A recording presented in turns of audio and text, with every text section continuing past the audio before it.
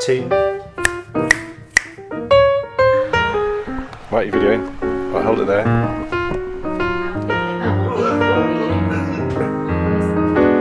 Fat-free and no cholesterol. The question you ask yourself is why? So,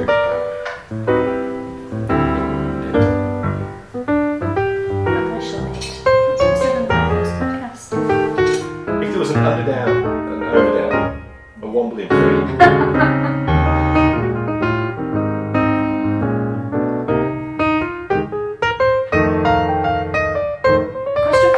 I wonder what it would be like to knit with womble under down.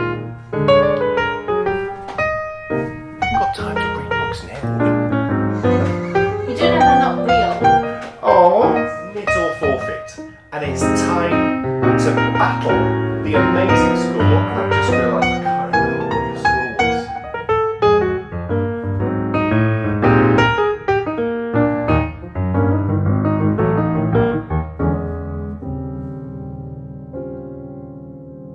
Well, hey! Welcome to episode 55. 55. Excellent, excellent. The world is a happy place. And do you know what? I actually feel quite cool. You feel quite cool? I don't mean... Physically cool? I don't mean as in, hey, cool man. Oh, physically cool? Yes, I do. This has been a particularly warm week. Yeah. And today, I mean, it's still... Today is, at the moment, it's probably the type of day that you would say, oh yes, it's the English summer. Yeah, it's about 20 degrees C at the minute, but it is only 9 a.m. Whereas the other days, it's been like Marrakesh. 30 degrees C. Although I saw the weather this morning. I thought, Sky News, you've got to love them. They do the weather for the whole world. Do they? Yes. Wow. So they told me about Marrakesh. And in Marrakesh, when they were doing the weather this morning, they said that the temperature on the ground in Marrakesh about now is 40 degrees. Crikey. Now, I wonder, do we have... Marrakesh, that's where they have the lovely markets, isn't there? Yeah, yes. yeah. I'd love, I mean, and is it all spices? And, yes, and lots of textiles as well. Ah, is it? Really colourful textiles. Wow. Yeah. God, that... And rugs. Right. Isn't it? So if you could get plonked anywhere without having to travel, it'd be quite nice to go there, wouldn't it? Yeah, well, in the winter. Yeah. Yeah, I couldn't cope with 40 degrees. I would just... I'd just get angry in the heat. I'd just be so angry.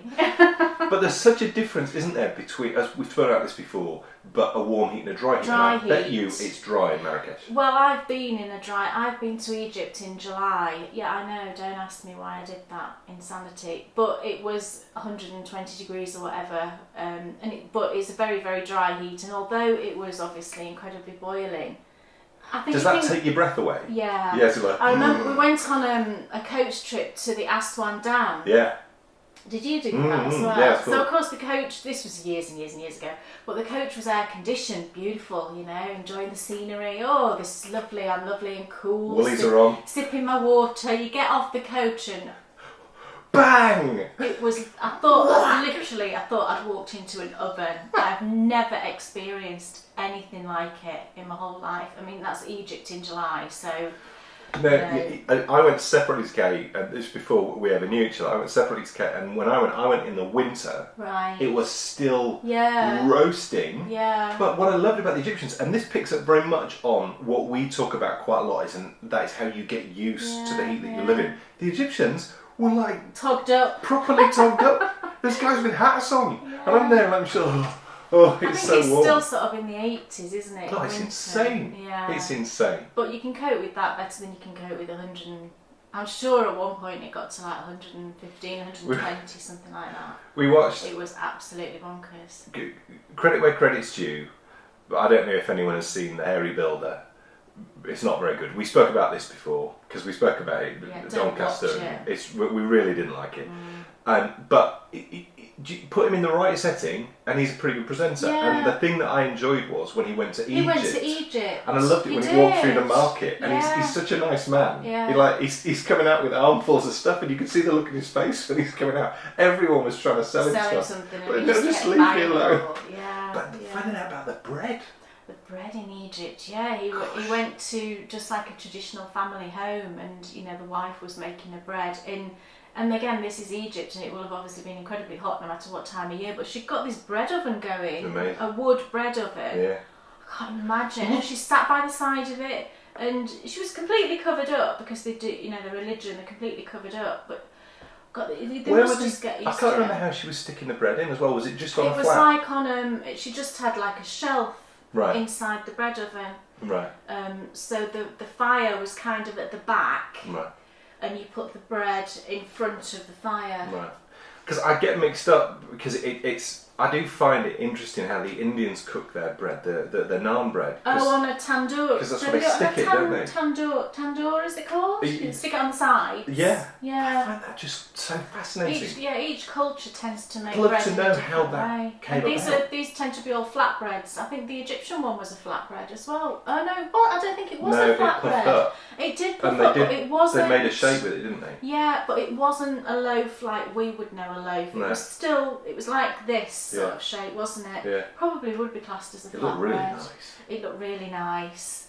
You know, the crust was really, you know, quite a thick crust and really crispy. You just broke it open like that and the steam came up. Oh, God, we're not eating bread right now. It's funny, I was just thinking actually that, and do you know what? And I know you feel the same. We feel so much better. Yeah. Goodness. We're not eating bread, and it does. You know, if you're ever having, I've suffered with IBS now for months and months and months, and my friend Sally kept saying to me, "Try going gluten-free. Try going gluten-free," and I'm not gluten-free. I'm still eating pasta.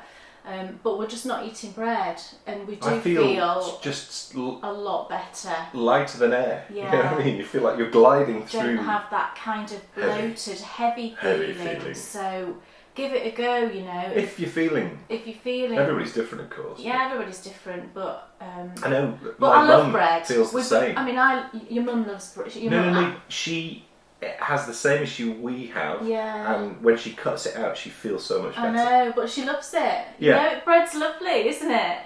Yeah. Well, but do you know what? Sometimes though, it frustrates me because I think that you're if you're having a meal and you're eating more bread than the meal, that's just not how it should be. No.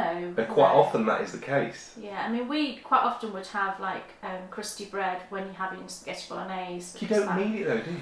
You don't need it, no, but Bryony really likes it, so obviously Bryony can still have it, and we still get it for her, but no, we're not, we're on a bread-free diet at the moment, aren't we, and just trying to eat more fish, more vegetables, more fruit, more salad, and just trying to generally be a bit, I'm trying to me too. be, I know. And I do feel really, really good. Yeah. This is a very special episode, Kate. Yes, we're waffling, aren't we? But that's fine. Yes. I think we're known for that. Are we? But waffling, talking. Right. We're talking. This is a very special episode. Yes. Do you know why? No. Because not only are we broadcasting to you from here in the Baker Bear's cottage, but we're also broadcasting from here. Where are we? Where are we? Can you guess?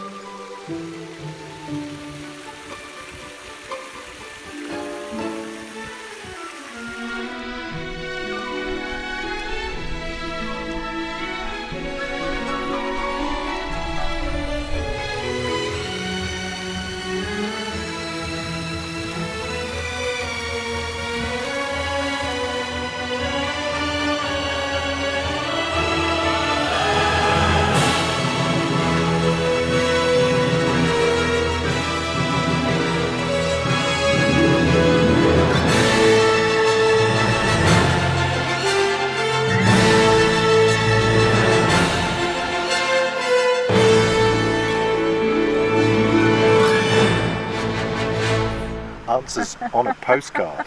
Yes. Well, no. We are at No, we're not. We're at Chatsworth. Yay! No, we're not actually staying here, more's the pity. No. We're actually staying in a piggery. Used to be a piggery. Not anymore. I wouldn't fancy bedding down in a piggery. No. That would be a little bit smelly. So I think we should take everyone there now. Hey, why don't you all sit down, turn this way. We'll get the piggy in as well. Yeah. Oh, sorry.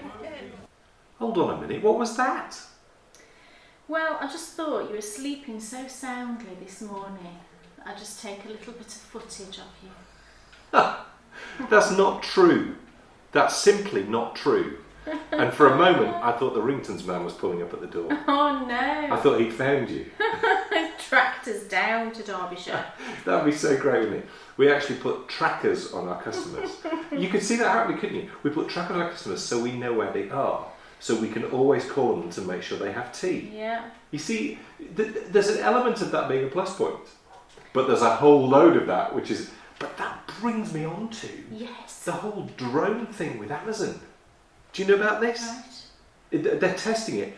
So the news said here... I don't know if this is right or not, but the news said here the first place in the world to have this tested is here. In this country. Oh, really? Yeah, and I've got to say, the whole prospect worries me greatly. I don't want loads of drones flying around. Not really. And what you have to do is you have to go out. And it drops your. What you do is you go out into your garden, you lay down the welcome mat, and what, then, an actual mat? Yes, it's an actual mat. The drone then sees the mat, lands on the mat. You get your stuff. The drone flies off. Job done. That's bizarre. It is extremely bizarre. But I have an announcement to make. What's your announcement? This is a knitting podcast. Is it? We must be 15 minutes in, We're not. and we've not said a word about knitting. So, have we not? Kay Jones, what's on your needle? Well, this is a little sock, and I cast this on. I said actually I was going to cast this sock on for this week away, and I did. But actually, I've really only knit on pretty much one thing all this week so far, which I'll show you in a minute. But I just thought I'd pick this up because it's so lovely. And it's the yarn from Fishnets, and it's the one that was called something like 42 degrees something of the sun. I can't remember what exactly it was now. That sounds like the programme that used to be on. Yeah, but somebody told me in one of the forums that it relates to the rainbow. It means a rainbow, and it kind of is a rainbow, I suppose, although not traditional rainbow colours. So this is the yarn. I hope you can see that. I can't see myself at the moment. So. And I'm only on the cuff. I just literally cast on the cuff before we came away, but I'm loving the colours. I love that peach colour at the top. It's so lovely, that colour. It's really nice. And the yarn is really lovely. It's a 2-ply, but it's a high twist. I think it was merino nylon. Right. But it's really, really soft. And quite silky feeling. How would you compare it to Opal? Oh, it's much softer than Opal. What about stitch definition? Oh, this is testing, isn't it? It's very good stitch definition because of the high twist. Hope you can see so that would make it relatively easy to knit with then? Yes. Because it's got good stitch definition. It's lovely to knit with. Yeah, cool. Very, very nice to knit with, and it's a nice plump fingering weight, which I love. You know, I'm not keen on these sort of mean, skinny fingering weight yarns. I do like, if you're knitting socks, I mean, if you're knitting a shawl, you know, it's fine to have it lighter. But for socks, I do like it to be, you know, a nice plump yarn. So that's just cast on, and I'm using 2.5 mils on this because I'm DPNing. Oh, is that a new thing? DPNing. Why are you doing that? Because I discovered, didn't I, last episode, that I knit tighter on DPNs. So for me now, I'm using 2.5 mil DPNs. So that was your solution? That was your brainwave? Yes. I forgot what your brainwave was, I'm sorry. It's because I realised I knit tighter on DPNs. So you are continuing with the DPN knitting but going up a needle size? Yes. Right. And I'm not using DPNs for your socks. Which you'll be showing, won't you, in a bit? Yes, because yes. I don't recall seeing these for a while, so it'd be nice to see where they're up to, as I could do with some new pairs. Oh, well, you could knit your own. No. There's a thought. No. We don't do that. No, it's nice. Except I do knit socks for myself. Yeah, because I don't knit mine fast enough. No, well, it's fingering weight, isn't it? You don't knit with fingering weight. That's the issue. Oh, yeah. So if you want a fingering weight sock, you need to knit yourself. I'll get there.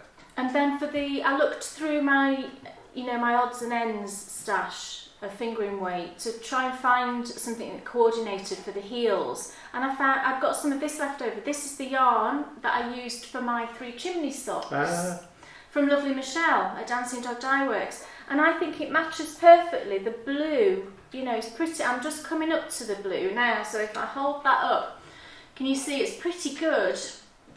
It's a pretty good match. It's got a bit of sparkling as well, which I think would be quite nice for the heel. And it's actually a very similar yarn. This is also a 2-ply, look. Oh, yes. It's also a 2-ply high twist merino nylon, so it matches perfectly really. So I'm going to use that just for the heels, just so that I can maintain the stripes on the front. Nice. Yeah, so that's my first little whip work in progress. Yes.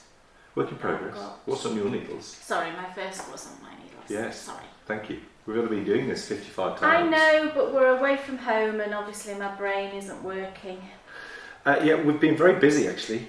We've had some Advent calendar filming done, the 2016 Advent calendar, which is Yeah. super exciting because last year it came upon us rather suddenly and It because did. it wasn't in the pipeline or planned. No. And this time we've had chance to really think it through. So there's some very exciting things. There's even some never before seen favourite places to knit. Wow. Yes. Well, no, I won't say because I'll give it away. Don't say. It'd be a nice surprise then. But it's a rather special, rather lovely castle which Bryony and I visited. Yes. All right. We ditched Kay for the day and we went out and did some filming all on our own. I remember this. But okay. So yes, we've been doing so much. We have. Very We're exciting. very busy this week. But with no Wi-Fi signal whatsoever. And I just posted, just this morning, I just posted the tutorial, our weekly tutorial Tuesday. And I had to go and perch myself on a seat in a specific part outside. the garden, The only place where we can actually pick up a Wi-Fi signal. And Even then it drops in and out. It's hilarious. Yeah, I mean, even though it said in the specs of the cottage that there was Wi-Fi, and actually we've stayed in the one next door. If you remember when we had the Star Wars party last October, that's the cottage just next door to where we are, and that had crystal clear Wi-Fi. You just hooked up to it, didn't you? Yeah. And it was there. So I fully expected to have it, and actually I was fairly annoyed because first thing in the morning, I'm up early and I just stick on a podcast to listen or to watch, and I do a bit of knitting, and of course I couldn't do that because I couldn't we had no Wi-Fi, I couldn't download anything. I was kind of mad. But you managed to when we've been out and about. No, I stood on the doorstep. You did it on the doorstep. Yeah, in the hot zone. Right. Have you ever been anywhere like that before? And just I remember. downloaded me a few yarniacs. So the We used to live yarniacs in a have house. saved me again. Thank you, Gail and Charlene. The house that we lived in when Bryony was born, Yes. you couldn't get mobile phone reception Oh, there. that's right, yeah. And the only place that you could get mobile phone reception was on the shelf in the kitchen, On the shelf. on the window ledge. Sorry. I'm going to say, what, you stood on a shelf? Well, no. Oh no, that's right, because we used When to was the put last our, time you stood on a window ledge? we used to put our phones on the window I thank ledge. you. Right, Yes. I remember that. Yes. Yeah. So And yes, when we wanted to text, you had to kind of lean over and leave it on the window ledge and type. ludicrous. It was bonkers. Come on then. Dan Jones. What? What's on your needles? It's, and I've done a little bit. I think haven't I? I'll get something else in. Because I do recall. I think I've been doing a lot of knitting, Have you? haven't I? You have. I Well, have. you've been knitting every night as you do. But I've been doing more than that. I'm sure I have. Little bits during the day. haven't Because I've made good progress on the Speargrass hat. you? Oh, you have. I've made slightly too good progress on the sock.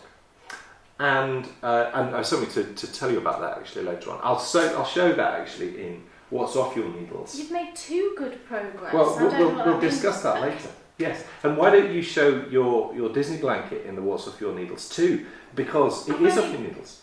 But you said you've done lots of squares. Not on the Disney blanket, I haven't. Which one? On the pinky purple. Perfect, pinky purple. I lose track of all the blankets. There's only... Actually, the pinky purple isn't a blanket, it's a cushion. Sorry. So there is only one blanket on Cool. there. We'll show that in What's Off Your Needles as well, and I'll show my sock. But it's the BB-8 hat. I've knit through the orange section. I'm now into the back in... What is that? Is that cream or white or... It's kind of, I thought it was cream, but actually in this light, it actually looks a little bit sort of apricot-y. I think that's because it's mixing with the orange. Yeah, I think it is. This... It's perfect, it's lovely. What I found interesting is recently this has been the only project which I can knit on and not think about it. Right, gosh. Yeah, well it's right though, isn't it? Yeah. Because, I mean, a sock really, you blitz through very quickly. I'm finding now, I'm very quickly at heel turns and, once you've got through the tricky bit, which you have to concentrate on, you then quick blitz, and I'm there. So yeah, this is the only thing, and it's difficult to gauge because I've not knit with yarn this thin before. It's difficult to gauge at what point to stop and to change to the pattern. Well, that's a pretty good sized ring, actually. Do you think? Isn't it? Yeah. So maybe finish on this round. Maybe so. I mean, that's 2 inches, isn't it? I would say. Yeah. Which is, Of course, it's the bankhead, and of course, it is the BB-8 yarn by the wonderful Dreams. Who's that for? Is it for you? Well, yeah. Oh well, maybe do that's a bit longer. A little bit longer, maybe. Right. I mean, who else am I going to give BB-8 yarn apart from Bryony, of course? Yeah. Oh, you. Well, that's why I was asking. So it could have been any of you three. To look cute on you. It probably I would steal actually. every single hat that you ever make, so no, this is for you. But you didn't steal that one I messed up. Which one? You're quite happy for me to give that one. Which one? I messed up the windsheet. You didn't mess it up. Well, I did. I messed up the decreases. Oh, not really. I did. One side, one section was bigger than all the others. So it looked a bit... It's right on the top of your head. Who's going to come and look like that? Well, my mum loves on it. the top of your So head. I know she does, and that's great. No complaints and there. We've still got another skein of that yarn, so... Yeah, because it was good yarn, wasn't it? It's the Patron's But, wall, yeah. of course, but we had a absolute... it was a moment of utter clarity. We've been speaking before, and I said before that I needed to cast on another Declan set. Well, I'm not going to do that. Yes. I'm going to cast on a... I think it's called Hoot. It's just over there on the window edge. Cool. Well, Should I go and get it? no. You can. We'll show. Well, get it. I'll go and get it. I decided last night, because I was knitting away, and I'll talk about that in just a moment. I was knitting away on the Speargrass, and a few things really dropped into place, which was wonderful. And I said to Kate, does this hat have any lace in it? Because I just thought, because I wasn't looking at it, now you look at it, it's obvious. I've knit several of these hats for Bryony, and it's the one with owls on here. Can you see? And then you sew on a few buttons to make the cute eyes. And she loves this hat, and it just fits her perfectly, the pattern, and it's a free pattern. I think it's called Hoot! ! I think. If you want to know, then you just go onto my Ravelry project page. Well, if they want to know, just look in the show notes below, and there'll be a link to the pattern. Do that also. Yes. But it's cables that make up the little owls. It's really cute. It's clever. And we suddenly said, oh my gosh, you can totally make one of these for Bryony. So I'm going to do that. Because this yarn is Bryony's absolute favourite for hats, and it's discontinued now, and I did manage to snag a few balls. I found some a while ago, so I bought a few balls, and I think I've got 2 different colours left. It's Debbie Bliss. Is it Debbie Bliss? I think it's Debbie Bliss. And it's cashmere, merino cashmere silk, and this is Aran weight. I think she still does a lighter weight. I think it's Debbie Bliss. Again, it's on my Ravelry project page, the yarn I've used before. And I've got another colour that's sort of pinky like this, I think, and then I've got a bluey sort of colour. I just bought everything that I could find, really. And it's really, really soft, and you can throw it in the washer as well, which is brilliant. That's always good. Yeah, I mean, I don't, but you can. I tend to hand wash them. But she loves this hat, and it's her favourite. And they're really fun. If you've never done cables before, this is a great first Is that harder project. than... No, is it easier? Oh, well, I'll just do that anyway. But it's still, you've only got 3 rows of cables. You can see one there, one there, one there. I'll do that anyway, really because there were certain things about the Declan's hat pattern that frustrated me slightly, as I recall, so I'll try that one. It's a little bit of cabling, and I really like the decreases. They're very nice. They kind of swirl around. I think they're really pretty, the decreases. So, yes, we're going to get that one on the go for you, aren't we? Indeed we are, but most importantly is when you're going to get this sock finished. When I stop knitting on other Come things. On. I think is probably the thing. What else is on your needles? Well, this is the recast on, is that the right way of saying it?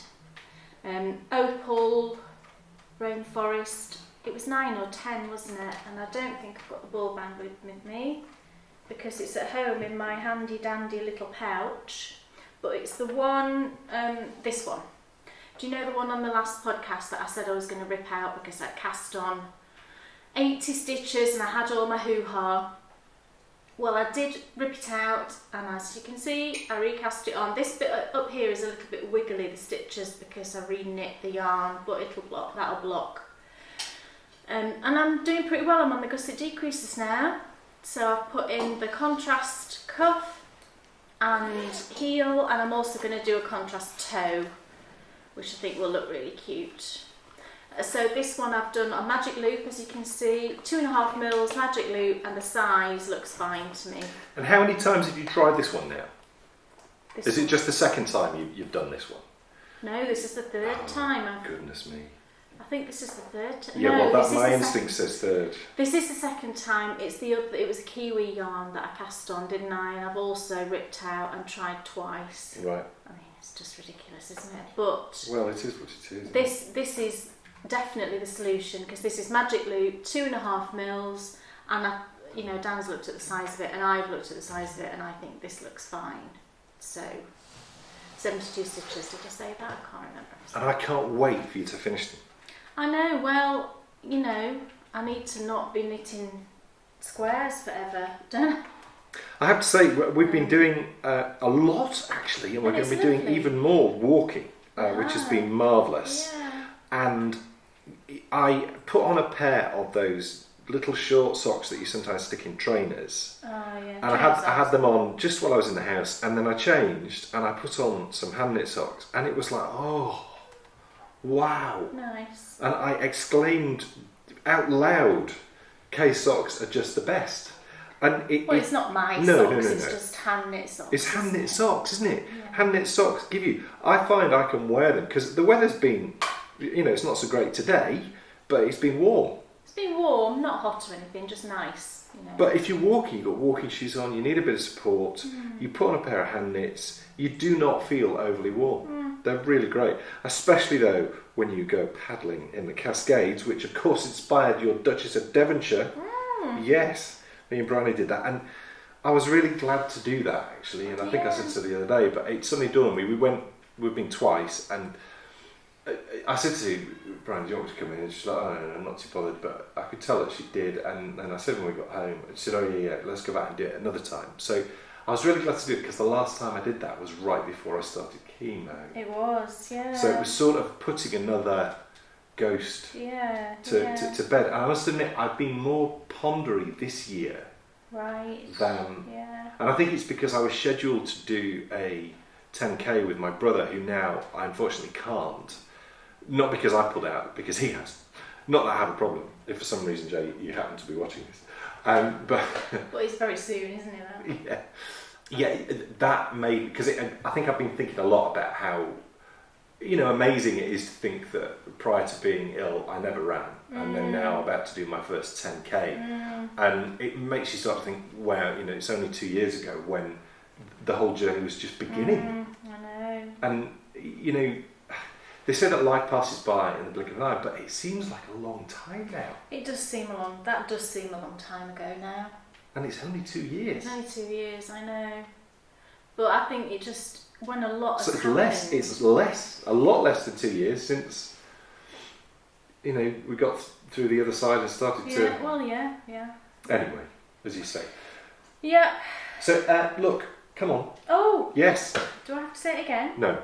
I'll just show you. What else are you knitting? Oh, isn't that nice? I was so grateful. It's clicked, hasn't it?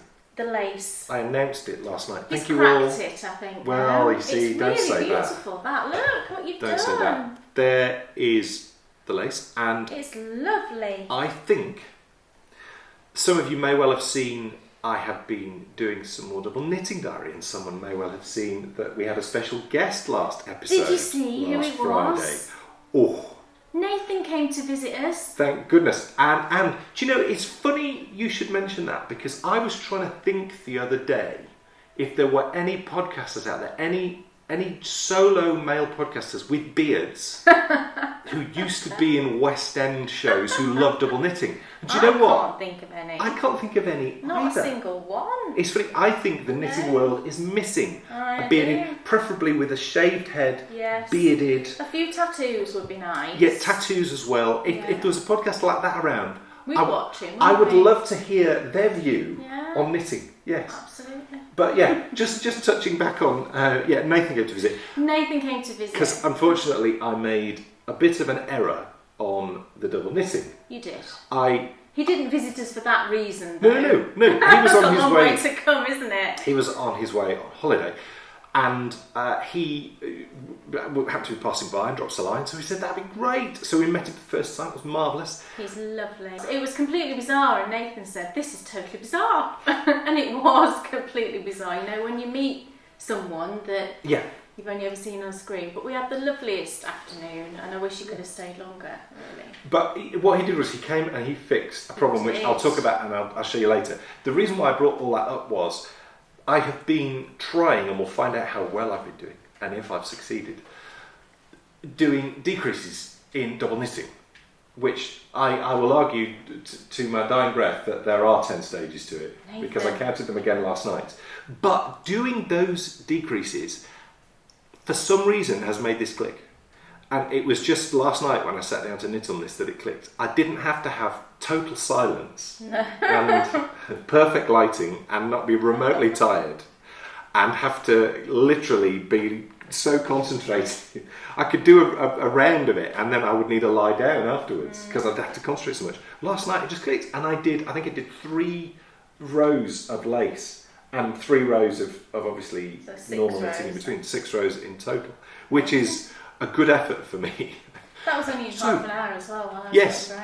So this is Speargrass hat. I absolutely love the pattern. I love the way how this, which is supposed to be the stalk, I seem to remember Susie saying, and I love the whole thing about it. The yarn again is by, and anyone would think that I really love the yarn, and they'd be correct, because it's all I've chosen to knit with lately. We love her yarn. That Dreams in Fibre. And so really, really lovely project, lovely pattern, and I can't wait to wear that. My woes are over, I hope. I can't wait to wear it. You're not really that far off, really, when you look at the length of that. Yeah. It's not that far off the decreases, really, but it's for me, that is it? Yes. Oh, lovely. Yes. I like it kind of lovely. Lovely. I like it kind of knit to about 7 inches and then the decreases, because I do like hats to come and cover my ears. So. Yeah. What else is on your needles? Okay, let me just finish this. Oh, that's not good enough. Well, what it's supposed to be slick. You're ready for a whole new project. When have I ever been slick? Now she's putting herself down there. Been slick? And I vaguely remember a number of links that you've done where I've given you 7 out of 10. Well, that's very generous, isn't it? Well, that means you can't get over your generosity, really. You have been close to slick. Thank you so much. So, shall I show next? I have got another couple of socks over there. Wonderful. But I'll show this next. Yes, please. This is what really I've been. That's terrible grammar, isn't it? I don't know. It sounded sort of Old English. What really I've been. Sounds a bit Cockney. You're trying to make it sound Cockney. I am trying to make it sound Cockney when actually it was just terrible grammar. Oh, I've lost my scissors out there. Nathan tried on your Ollivander shawl, didn't he? Oh, he did. This is my new shawl design, the Ollivander shawl, and fingers crossed, I really want it to be out sometime next week. When's this podcast coming out? Saturday. Right, so sometime week commencing the 8th of August, I think it is. I'm really hoping that this will be out, fingers crossed. I've been knitting loads and loads of squares on my pinky purple, what was blanket and is now going to be cushion for that drying. Needs to be the title of it on your Ravelry page. Yeah, I'll change it to that. And I don't know how many squares I've knit, honestly. Is this your pinky purple blanket? Yes, but it's not going to be a blanket now. Yeah, but we said we were going to show this in What's Off Your Needles, because you've done lots of... Right, well I won't show it at the moment then. No. Well, it's not off my needles, is it? But they are, because they are off your needles. Well, it's not, because we haven't got anything in What's Off Your Needles. Right, well... So we have put 2 nearly off your needles in there. Yes. So what are you showing me? I will go back to this bag then. So it's another sock. After all, it is the summer of socks. I know, and I've actually as soon as I get my second sock done, I can check my stack size. I didn't want to do my stack check until I'd done 2 pairs. Oh, right. Okay. Well, I brought my lovely Chatsworth bag that I made, seems like ages ago, but it seemed appropriate to bring. And I've actually got 2 pairs of socks stuffed in here. because I had a last second cast on before we came away, which is that one, and I'll show that one. We have been organised with our projects. It is very impressive. We went out the other day, and you know how famously I always forget my knitting whenever we go to folk places, isn't it? Because I'm always thinking about the camera and the mics and all of those things. Well, not only did I remember my own project, but I also remembered one of yours, and you'd already brought one of yours. So I had a choice. And I think you knit on both. I might have. Yes. Yeah. But this one, this is some yarn that was sent to us. We had a lovely package from Maria. Now, we should have said... sweets. No, we didn't. We'd done it already. Right. Later on in the show, yes, there is a play-off between Washington and Sweden. All right. Yes, so later on in the show, we're having a play-off to see who's going to win between America and Sweden with the But sweeties. next time we'll have some... Next time, it's going decidedly German. German. Oh, yes. We're going to have Germanic sweets. Yes, and there's some absolute corkers in there. There is. There's some that look seriously weird, yes, and some that look seriously delicious. So we'll be starting that next episode. But she sent me a ball of sock yarn, which was lovely, and a lovely surprise. Thank you so much. And I've never seen this sock yarn before, or knit with it, obviously. And it's by Supergarn, and it's Aktiv. Supergarn Aktiv. It's kind of like Opal. It's maybe a little bit more rustic than Opal, I think, actually. And the colour is 4958. I don't know if you can see that, but it's 4958. And when it was in the ball, the colours just intrigued me, and I thought, gosh, I have no idea how that's going to knit up. And it sat there for a couple of days, and I thought, I can't take another sock with me, I'll just wait till we get back. And then the last minute I just thought, I've just got to see how that knits up. So I did cast it on. So this is it in the cake, and it's a unusual mix of colours. I mean, I wouldn't have put these colours necessarily together. We've got this bright pink, and then there's like a sage green, a turquoise, a darker blue, and then specks of like red and pale pink. It's I was like, I just got to see how this knits up, and it's not knitting up how I expected it to be like an opal, with the kind of Fair Isle look, and it's not really like that. And I haven't got through the full repeat yet, but here is where I'm up to, and I really like it. So you can see it's striping. You've got these stripes of this kind of, it's a slightly pinky oatmeal colour, and then it's interspersed with these sort of red, white and blue sections, and then you've got the solids in between. So I've just got to the bright pink. It's really, really interesting to knit and really fun, because I just didn't know what to expect, and that's always great, I think, isn't it, when you're knitting? It's a bit like a sock blank, I suppose, isn't it? So I really like it. It's really nice to knit with. Nice and woolly, and feels nice against my face. And again, I'm using DPN, so I'm using 2.5 mils. But I think I've run out of my chow goos. I think they were all in use. So these are higher, which I really like. But the only issue I have with higher is they are quite pointy, and the way that I knit, it tends to kind of stab a little bit into my hand, which is fine, it's just such a tiny point to mention, really. So there's that sock, and it's lovely. With that one, That was slick. I do have another sock. Yeah. That wasn't slick. I didn't say that, did I? I said, are you done? I do have another sock. You are done with that one, and you showed the ball because that looks lovely. Yes, I like that. So yes, Finny. Yes, with that wonderful. one. Yes. Finny. Is that Italian? No, it's French, isn't it? Okay. I believe. Looky! Finito is Italian, isn't it? Yes. Look at that! Oh my goodness! Wow. So, what was the disaster that I had? Well, it was quite a big one. In my excitement and also my total stupidity, I didn't read the chart proper. Well, I just didn't read the chart. I did look at it, but it didn't go in. I saw a decrease, and it was the third round of decreases. So I just totally didn't see 2 rounds of decreases. I didn't even acknowledge them. So I knit through, got to the round of decreases, went back to the pattern, looked and saw I'd missed 2 whole rows. I was that upset. So you'd missed... I couldn't even bring Yeah, 2 whole knit rows, you mean? 2 whole decrease rows. Right, so you've knit plain too far. No.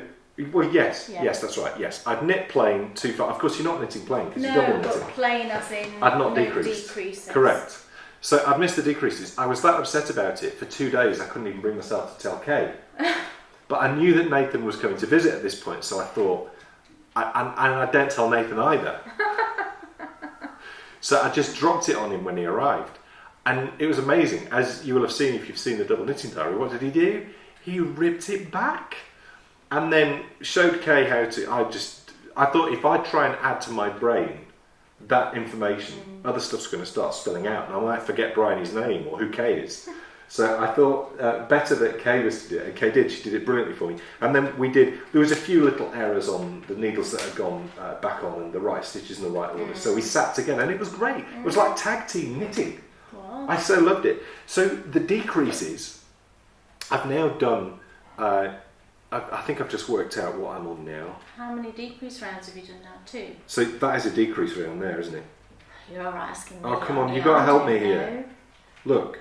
It looks like, but I don't know what It is. Look. Yes. So, yeah. So I'm on a decrease round now. And I'm now I've got to finish this round off, so I've got another half there. Right. And then I have a plain knit round, and then I have a left leaning decrease to do. All Now, right. I've learned how to do right leaning decreases. Uh-huh. And I'm so successful. That sounds awfully big of me. I'm not that impressed with myself, but I have successfully done it. And do you know what? I've actually just put out another double knitting diary just yesterday, Right. where I tackle these for the first time. And as you will have seen, if you've seen that video, it's not as difficult. In fact, it's not even close to as difficult as you expect it to be. It was such a moment of utter joy when I realised, hold on a minute, this actually isn't that tough. But what nailed it for me was breaking it down into stages.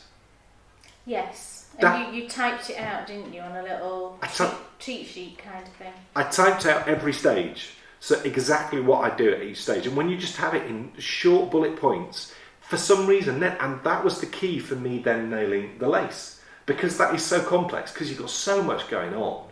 Because you've got knitting through the purling through the back loop, which is purling together through the back loop. That for me. That's just sadistic. That's seat of your pants stuff. Because it's just crazy, but fun. Do you know what?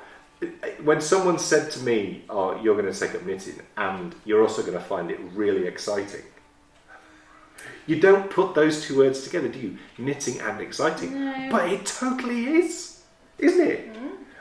Now, there are things which excite you too. It's not. I think that's my point. My point is, dependent on how you approach your knitting, of course, because you could just sit there knitting squares the whole time.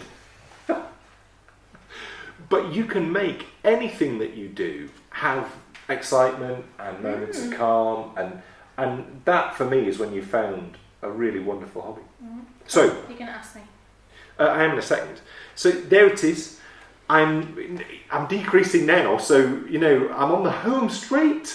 Yes, and they have identified what my next project is going to be. Yes. Yes. Me and Nathan had a little search through, and we decided that.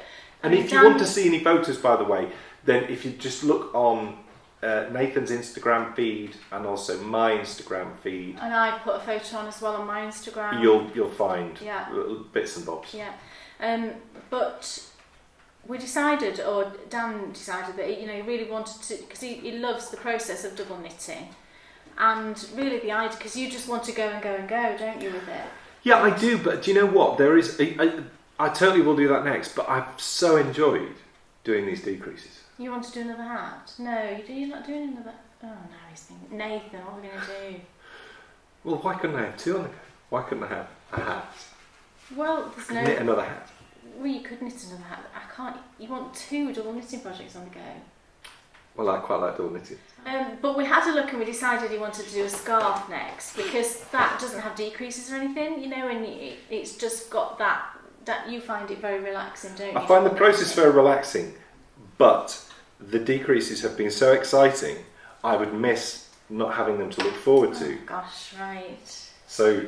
Well, I don't know if he sent you that pattern yet, we'll have to see. But we identified a scarf pattern of Nathan's. I can't remember the name of it, Nathan. Which one was it?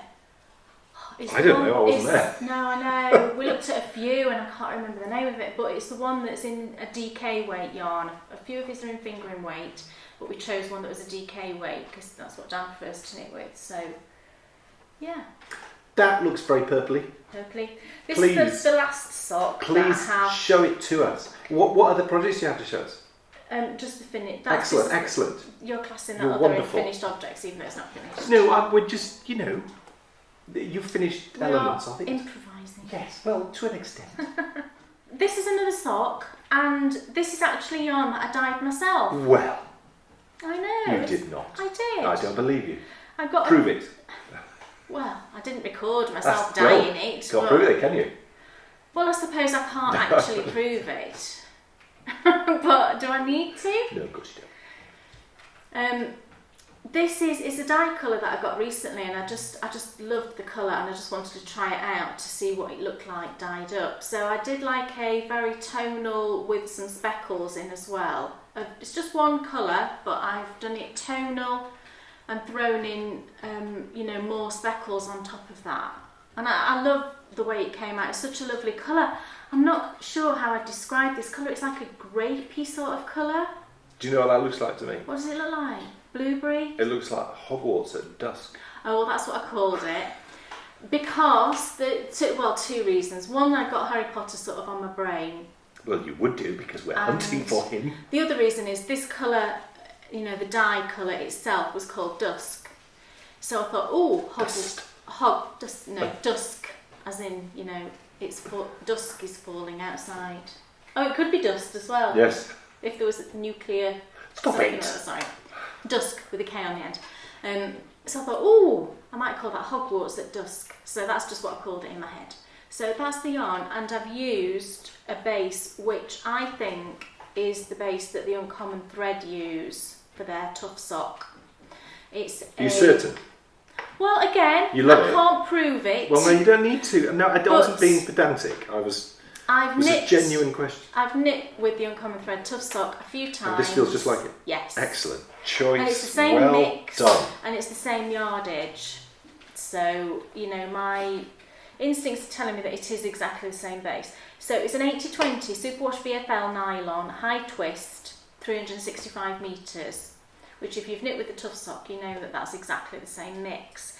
So because of the colour, and just because I've not knit this particular sock in a while, I'm doing a blueberry waffle. And I've not done very much, but I think, I love how it's looking. And the colour is very blueberry-ish, even though... It is. You see, I don't think... blueberries, once you've cooked them, or when they're in like a yoghurt, I've got some blueberry yoghurts in the fridge, and even though a blueberry looks blue... Is that your... I've got blueberries. Or is it blackcurrant? No, you've got blueberries, but that yoghurt is horrible. It's cheesy. Continue anyway. Blueberries actually look this sort of colour, I think, don't they? When they're, yes. When they're cooked and everything. So that seemed to make sense. And I'm knitting these. And they even could be blueberries because they're like little lumps. Kind of, yeah. And I love the way the tones are picking up. I don't know. I hope that's transferring. It's really nice. And I'm knitting this magic loop because I just fancied. I was quite into the magic loop with knitting Dan's on that. But these are 2.25s because I've knit another pair of blueberry waffle socks on 2.25 mils. My chaps were goldy sort of coloured ones, if you remember those, and they fit perfectly. So I've gone for 2.25s this time. And I love the way it's knitting up, and the yarn is lovely. And you can I hope you can you see there the speckliness just here. I speckled in on top of where it was lighter in the tones in the pot. I speckled in more of the dye, and actually where the dye breaks, it shows the other colours. So there's some areas which are like a sort of navy blue, which is really nice. So I love how that came out. It's good. So yeah. Thank you for showing us. Oh, that's okay. We enjoyed it. Good. Do you know what? There's been too much talk about how Kay is going to romp home and win the grand final of Knit or Forfeit. Well, I'm not confident at all because you've got your daggers out now. I do not have my daggers out. All I've been doing is I have been studying, shall we say. I have been getting out my books. I've been online, and I've been trying to suck in as much information as possible. But I am slightly concerned because I have been focusing my study around knitting rather than the specialist subjects. Oh. So I've become more worried about the specialist subjects. Right. But I have a point to prove because, yes, there has been a certain amount of public confidence around your abilities to completely beat me. Well, I don't know why. I think I was maybe a bit overconfident. No, you were just excited. I was excited. So should we go and find out how I do in my first round? Oh, okay. Yes. Yes. Are you ready? Yes. Roll tape.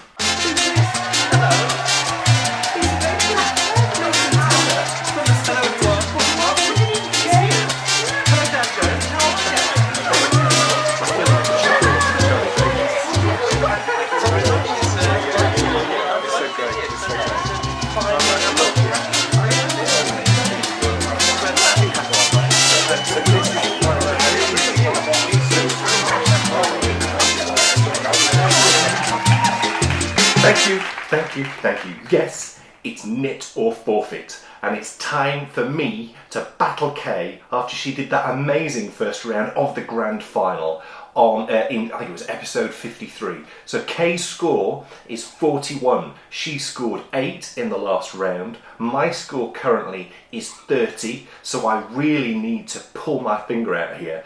Here is the question, mistress. That sounds quite cool.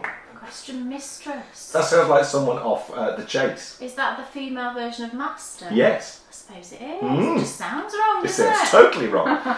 She's the question mistress for this round. This sounds all wrong. I'm sticking with master. She's the question master, of course, for this round. But before we start, just to remind you... and before we start, yes, we need to establish forfeits. Forfeits. Yes. So...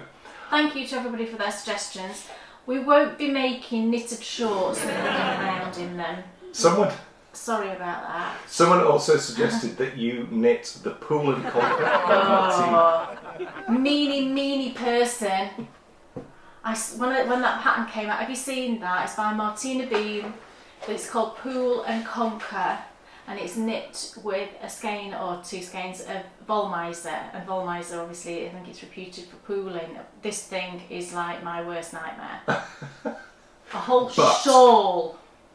Not doing it. What we want to pick up on with forfeits are things that that we have definitely publicly been vocally negative about. So these were suggested by you, and they're brilliant suggestions. And as we've said, all the suggestions we had were really good, but 2 stood out. And so, shall I tell you what yours is, Kay? Go on. So if Kay loses, she has to double knit. Yes. She has to double knit just a coaster. That was what sucked me into the double knitting rabbit hole, as you guys I'm sure would say. So Kay has to cast on and knit a double knit coaster with... Wonderful. I'm so happy. Why don't you do it with a D on it?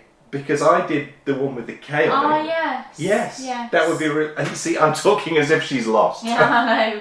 Your forfeit, if you will remember, I have been ridiculed many, many times for wearing this item, and actually, I gave it away. I think I gave it to your mum. Thank goodness. In the end. I've got to say, actually, when I read this forfeit, my heart sank. Me so much when I wore it, and you have to knit a jewelled cowl. Yeah! But you can knit it in a heavier weight yarn. Thank you.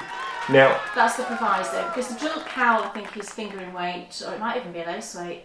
But you can knit it in a heavier weight yarn, and I would buy you just bigger beads. What did I call? I can't remember what I called it. I don't know. You said it looked like a granny. Yes, that's it. Now, when I read the forfeit, my heart sank, and it sank further than the Ricky hat. The Ricky hat, to be honest, that was a bit of fun. It's not my chosen design at all. No. But that was sort of pantomime-esque, the whole... This would be an enormous challenge for you, because... This would be an enormous challenge, and I can't stand the finished project. The beads and your big hands and how fiddly that will be for you.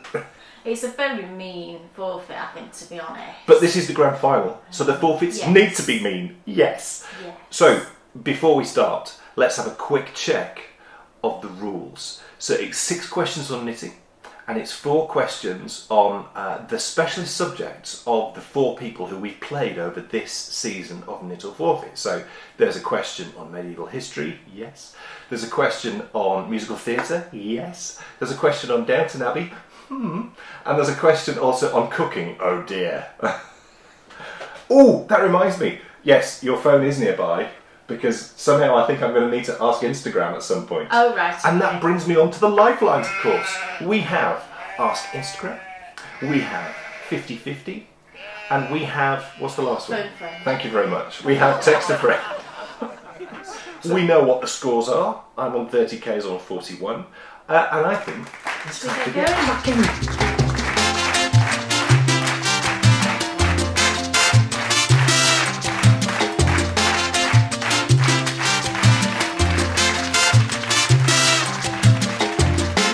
Oh, I forgot to say, do you like my jacket? I know, you always look really smart and I just wear normal clothes. I'm really sorry. This jacket has been worn twice, I think, in its lifetime.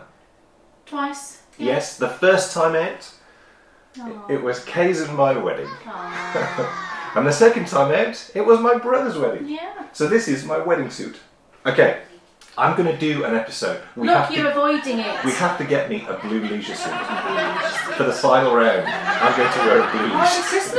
Oh, the Christmas one. Oh, the Christmas one. That could be it. That could be it. Characters not Santa and characters from National Lampoon's Christmas Vacation. Oh, brilliant. Yes. Excellent. I need to watch it now to think who I'm going to be. Okay. First question. So these are your knitting questions. Yes. Question number 1. Duplicate stitch is a technique that produces the look of knitted fabric but is actually embroidered on top of your knitting. Can you remember the love box that I've made? Yes, so you know what I mean? Yes. What is the other term used for that technique? Is it A, Austrian darning? Is it B, Swiss darning?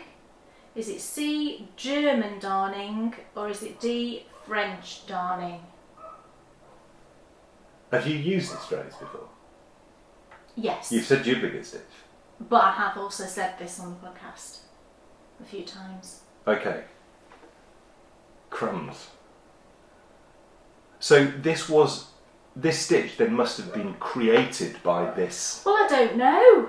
Presumably.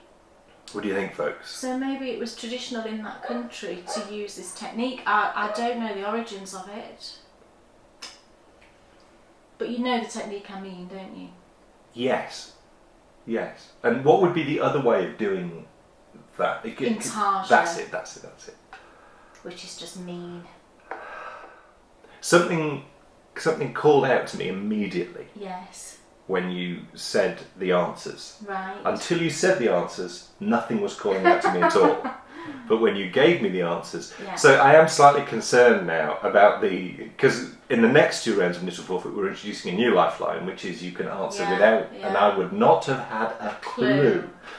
I'm going to go with B, Swiss darning. Fine answer. Yes. Is he right, everybody? You Yay! I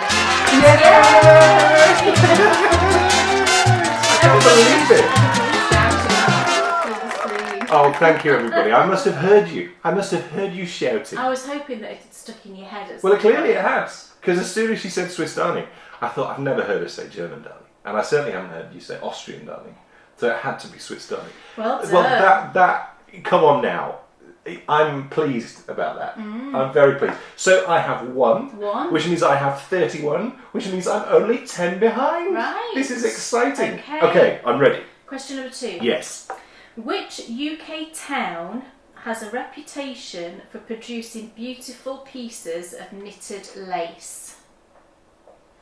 Is it A, Nottingham? Is it B, Birmingham?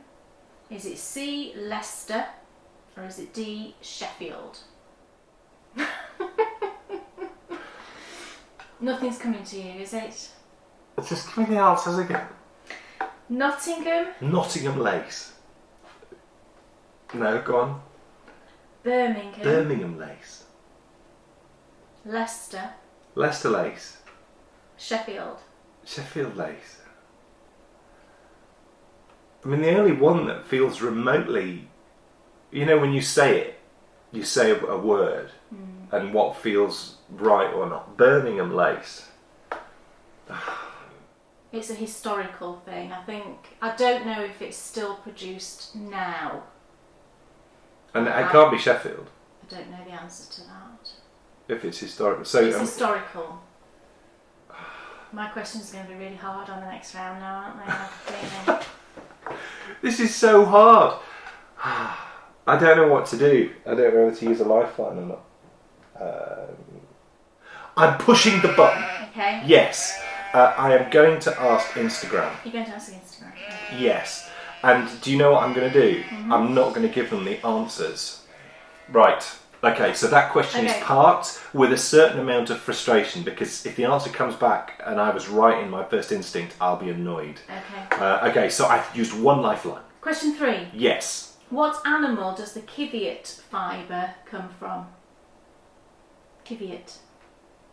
Is it A, a yak, B, a camel, C, a musk ox, or D, an alpaca? This should ring a bell because we've got a friend who produces it. Yes. So it's either a camel, A, yak, a yak, B, camel, yeah, C, musk ox, right. or D, alpaca. This is this really soft stuff, isn't it? Indeed. Yes. And have you ever knit with it? I've never knit with it. I have held it in my hands. And did someone win it as a prize? Yes. Do you remember who won it as a prize? I don't know. Did you win it as a prize? If you did, I can't remember who it is. come and put a comment in the episode 55 thread below and tell us what it was like to knit with. Was it Darina? Was it? I don't know. It might have been. Oh, but what if it isn't? Well, I know Darina's won a couple of things, Oh, that's right. all, so that might be ringing a bell. If it wasn't you, Darina, I'm sorry. But yes, it was won as a prize. And it is absolutely beautiful. You know, to feel, it's fantastic. You know, fantastic stuff. Well, it can't be camel and it can't be alpaca. Okay. Because you don't like alpaca yarn. You think it's itchy. You sneaky, sneaky devil. What? Well, you don't.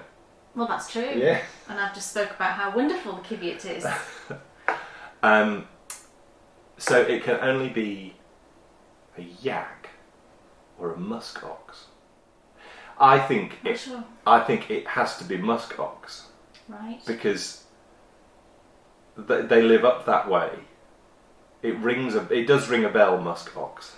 Although once again, when you say it, you start to doubt yourself, don't you? But was that Debbie C? Was that C? Yes, I'm going to go C, musk ox. Is he right? Yes, he's right. Yes! So I have 2. So I'm at 32 and only 9 away from you. Come on. It's the underdown of a musk ox. Right. Yeah, and it's the most. If you've never felt, like I said, I've only felt it. I've never knit with it, but it is the most amazing fibre. It's beautiful. Is there such a thing as overdown? I don't know if it's called overdown. It's outer coated, but I don't know. I'm sure the kiviot. Correct me if I'm wrong, but I think the kiviot fibre is the underlayer.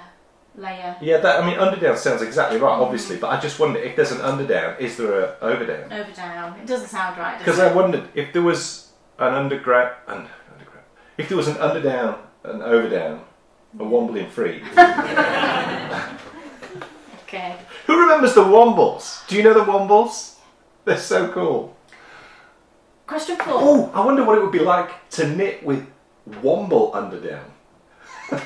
You do know they're not real. Oh. Question 4. Stephanie Pearl McPhee is a very well-known and influential knitter, blogger and author. Stephanie Pearl McPhee. I'm desperately sorry, but I have no clue who you are. Oh no, really? How can you have not heard of her? Oh gosh. By what other name is she known? So it's Steph? like Pearly? right. A, yarn hoarder. B, yarn harlot. C, yarn hussy. or D, yarn hustler? Every knitter out there is shouting the answer at you right now. And you're all shouting, yarn harlot! I'm going B. You know it! Oh, yeah, he's right! You knew it! I didn't know her first name. I know her Instagram name. Definitely, I'll take everything back. I know exactly who you are, but by your Instagram name. Right. Obviously, we know who Yarn Hoarder is, and I've got no idea who... I made those up. Yeah, I thought as much. So they were the only two I knew. I knew who Yarn Hoarder was, so it could only be Yarn Harler. Right. And I know, of course I know who the Yarn Harler is. That's so cool. Brilliant. She's a dude. Yeah, she is. I know exactly who you are. She rides bikes. Wow. Yeah. That's Have you cool. not seen that? No. So hold on. Stop everything. That means I have 3. Yes. Yes. So I'm on 33. Yes. Yes. Cool. Okay. Question 5. Yes. Yarn that is spun with little loops and curls in it is known as what type of yarn? Is it A, slub, B, tweed, C, chenille, or D, boucle? Okay. I have got no clue. Okay. So I'm going to push the button again. And Kay used 2 last time, so I'm allowed. And I'm going to text a friend. Yes. Oh, I'm thinking I'm using my phone and it's yours. So I am going to text a friend. We're going to park this question, and we're going to come back at the end of the round. There we go. Okay. Okay, and actually it'll beat. It'll beat. Yeah. Okay. Okay. Question 6. Yes. Last knitting question. Last knitting question. The Big Book of Knitted Monsters was written by which toy designer? Is it? Hold on. We're not doing the 2 point. Yeah, yet. I'm just preparing myself for the next round. Go on. Is it A, lovely Susan B. Anderson? Is it B, Rebecca Danger? Is it C, Laura Long? Or is it D, Susan Claudino? Oh, it's tricky. It's tricky. The I Big don't Book think of it's Knitted Susan B. Monsters. Anderson. I do have this book upstairs. Yes. And I have spoken about this woman several times. Yeah, well, yes. Well, and 3 of the women in the answers are women who you've spoken about several times. That is true. So, what's the third answer? Laura Long. Again, Laura, I'm sure you're lovely, but I've got no idea. Laura Long designed Polly Dolly Oh, excellent. that I've knit It's loads wonderful. of. Laura, love your work. But I don't think you wrote that book. So Laura and Susan B. Anderson are out. Yeah. But Susan Claudina and Rebecca Danger are still in. Tricky. And you have this book. Yes, it's upstairs. I see Susan Claudina does monsters all the time. It has to be Rebecca Danger. So that's B, isn't it? B. Do you think? I bet you don't know. Will they know? Yes. Shout louder. Amber, you know, shout. Oh, got it. B, Rebecca Danger. Well done. Well done, Amber. Yay! So what happened if I got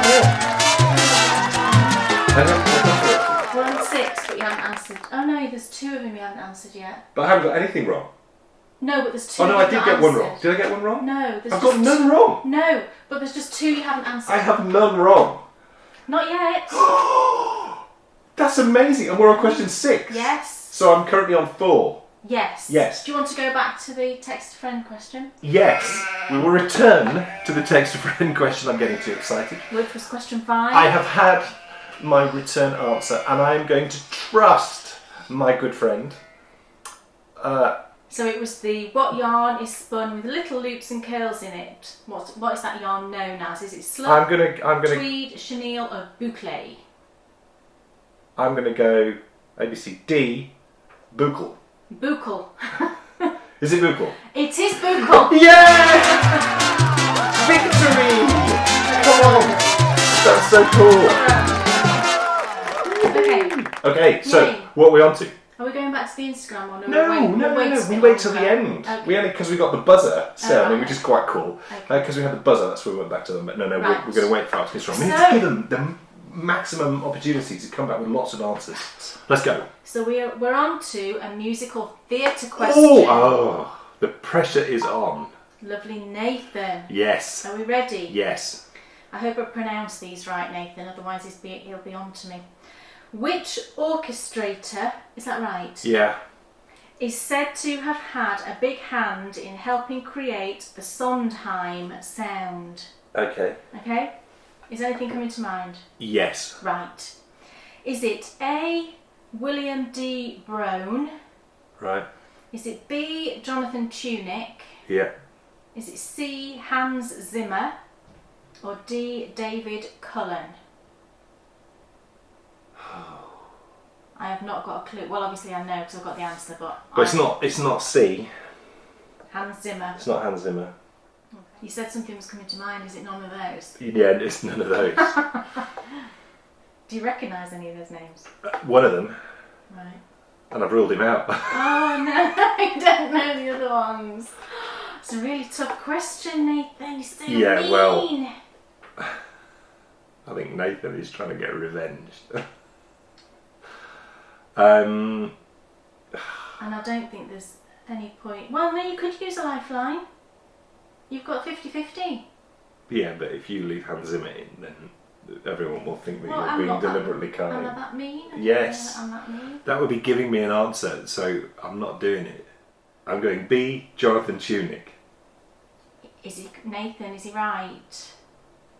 You've somehow swung it. You are correct! Yay! That's so cool! I have scored so far. Oh, crumbs. Well, it was the only name that started to ring a distant bell. I really liked a lot of Sondheim's work, and I just started to think back to when I was at college and some of the names and things that we used to read and used to wash over me. And it was the only one out of all of them who remotely rang any sort of bell other than Hans Zimmer. Well done. Unbelievable. You tried to get me, Nathan, and I took you down. Okay, next. Okay, history. Yes. Yes. Oh. You're happy now, aren't you? Well. Lovely Robin. Yeah. In 1215, yes, King John signed the Magna Carta yes, at Runnymede. Yes. Which US president Yes. is memorialised at Runnymede? Anything coming to mind? Yes. Oh! Is it A, George Washington? Is it B, Franklin D. Roosevelt? Is it C, Dwight D. Eisenhower? Or is it D, John F. Kennedy? Well, the Magna Carta was the first, it was the document which set the boundaries for the setup of governments across the Western world. Right. So it was a really, really, really important document. And my feeling was that you were going to say a name of one of the founding fathers of America who signed the formation of the United States. And I didn't. Did I? Well, George Washington. Oh! Clearly I know nothing. I'm sorry about American history. So, it would make absolute sense for them to memorialise George Washington Right. at Runnymede, Right. and that was A. Was it? George Washington is A. Oh. Robin. Well, all these lovely people have been so mean, haven't they? I didn't know this. I don't even know where Runnymede is. Where's Runnymede? And I live in the UK. I mean, which doesn't help you at all, I know. No, you would think it's going to be someone early. So you would think it's going to be someone like George Washington. But there's something. I mean, there's something I've read. I'm fascinated, as I'm sure many of you are. I'm fascinated by JFK. I'm actually fascinated by the whole of the 1960s, and it's something that I've spoken to my mum an awful lot about. You know, it felt like, I mean, there was elements of it there that weren't great. I don't think, was there, because of the Cold War and the Cuban Missile Crisis. But there was also elements of the world which, I don't know whether it was because it was coming out of because rationing ended in 1955, didn't it? Yeah, it's so really then, late. Yeah. So 55, 60, early 60s, the world must have been. My dad said that the 50s were just a fantastic time. He said that was the best time. It's always, ever, to me, 50s. felt late 50s, early 60s would have been like a really cool time to be around. And JFK, I loved that speech where he talks about going to the moon and all those amazing things. There's something sort of calling me to JFK. And Come on, just give me an answer. You've pondered about this one long enough. I think I've read somewhere. So I'm going to go with my instincts. Yeah. And that is D. He's right! Unbelievable! No. And what Robin said was it was dedicated in 1965 by the Queen Right. and Jacqueline Kennedy. Right. And the land it sits on is legally US soil. Where? Isn't that amazing? Okay, this is Downton Abbey question. Right. Let's see if Zena's been kind. I think you'll know this one. This is the first time I've actually said this, isn't it? But I think you'll know this one. Okay. Hugh Bonneville plays Robert Crawley, Earl of Grantham. But which of these films does he not appear in? Okay. Is it A, Notting Hill, Okay. B, Paddington, Okay. C, Four Weddings and a Funeral, or D, The Monuments Men? It is C, Four Weddings and a Funeral. Well, that's very confident. Because I know the answer. If there's one thing that I'm really good at, that's why it is I thought you would know geeky, idiotic knowledge of who This is. is the first time when we're on question 9 that you've been confident. Yes, I know that's the answer. He is correct.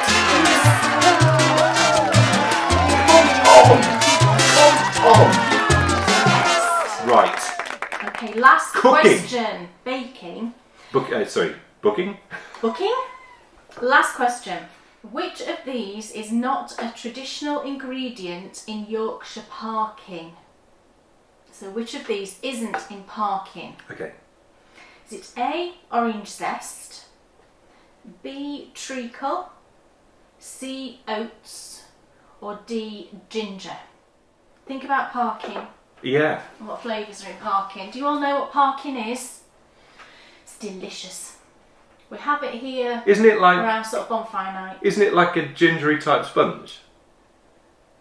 Well, if I answered that question, Right. he's trying to trick me, is he not?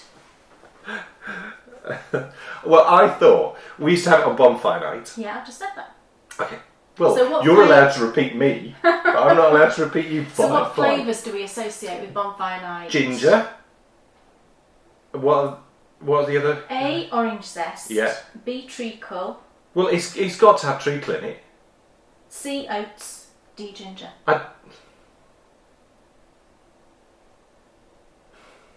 Parking's quite dense, isn't it? Yeah. Yeah. See, I thought it was like a sponge.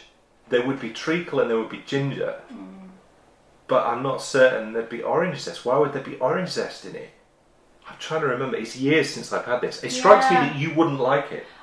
Because the one my mum used to make was hot. Yeah, I'm It was not like keen spicy. on. I'm not keen on a really hot ginger. I like ginger biscuits, but you're right. I think quite often they put in like glacé ginger, don't they? And that's quite hot. It can't be orange zest because it would be a totally wasted flavour in it. Is that your answer then? Yes, I'm going A, orange zest. Is he right? Is there orange zest in parking? No, there isn't. He's correct. Yes! I wasn't sure when she said that then whether I was right or wrong. And that's the last question.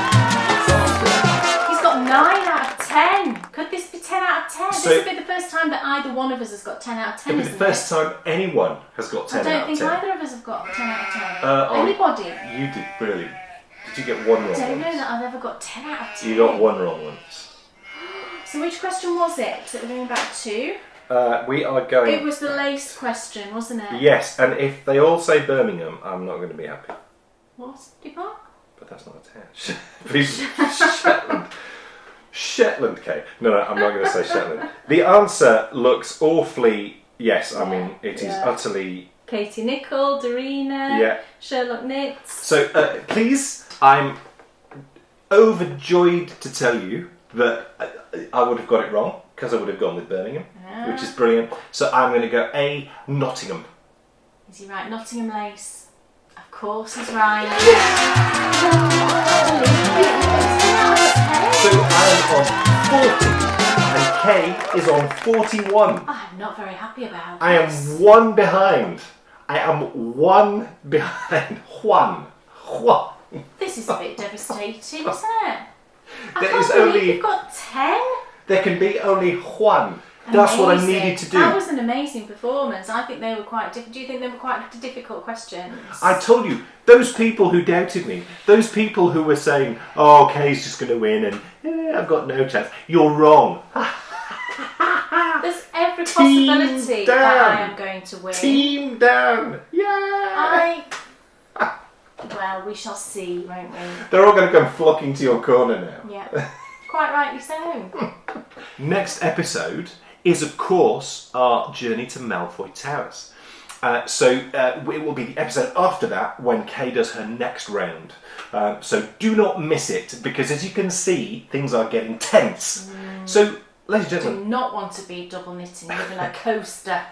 thank you so much for watching this wonderful episode. I'm so excited, my bracelet's fallen off. Thank you so much for watching this episode of Knit or Forfeit. I hope you enjoyed it.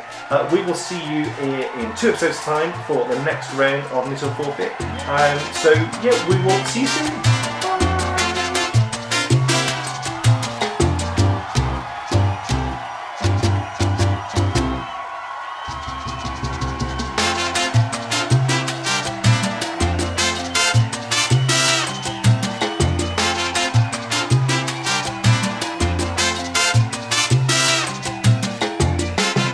10, come on, 40 points. Yes. It's not acceptable. It is acceptable.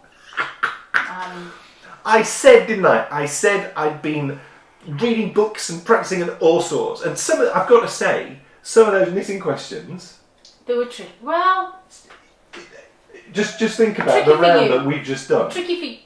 I'm not being horrible to you. Think about the round that we've just done. How that round played out. Yes. Those knitting questions, I nailed them. Oh, you did? Come on. Yes, you were very good. You got 10 out of 10. What can I say? I'm so pleased. And I was, I thought the questions would be very tricky for him. Yeah. And I think they were, really. So you did very well. Well, well, I shall say no more. Yes. Exciting though. It certainly was exciting for me. Not so much for me. Well, it wasn't for me last time, because you did really well too. So, it's now time for another battle.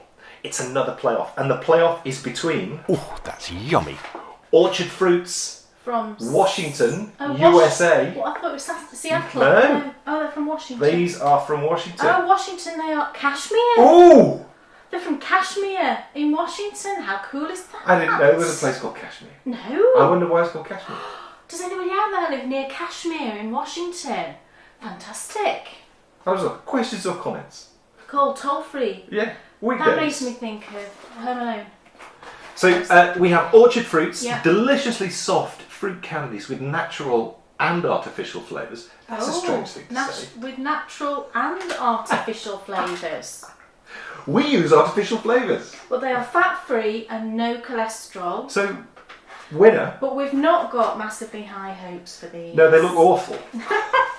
They came actually from a relative of Dan's. Okay. So, what? Totally. Because remove the blame from anyone remotely connected with the podcast. that's what I wanted to do. I didn't want anybody to think that we were dissing these, and it was one of you lovely But people you know that what we're said like. them. You know what we're like. Anyway, we never diss anything, do we? Really? Well, we were that. So we were initially excited by these Because the picture on the front, they don't look like the picture on the front. They look Well, you look at not these. quite as attractive as that. Have you tried Turkish delight? I love a bit of Turkish delight.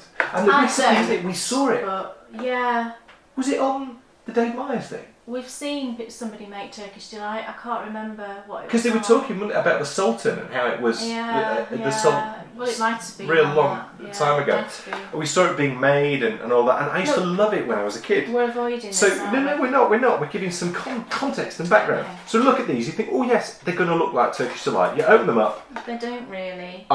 Those look like jelly. Yeah, it's like the jellies that you get at Christmas from your nanan.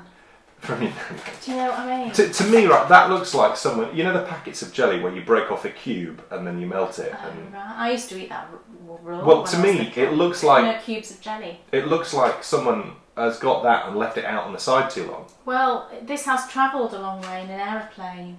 Do you think we should be eating it? Oh, Christ. Oh, right, okay. You see, well, I'm not going for that bit. No, I don't want that bit either. either. Looks wrong, doesn't it? I naturally want to go for... I'm going for... There's different flavours. There's apple, apricot, cherry and peach. That's peach.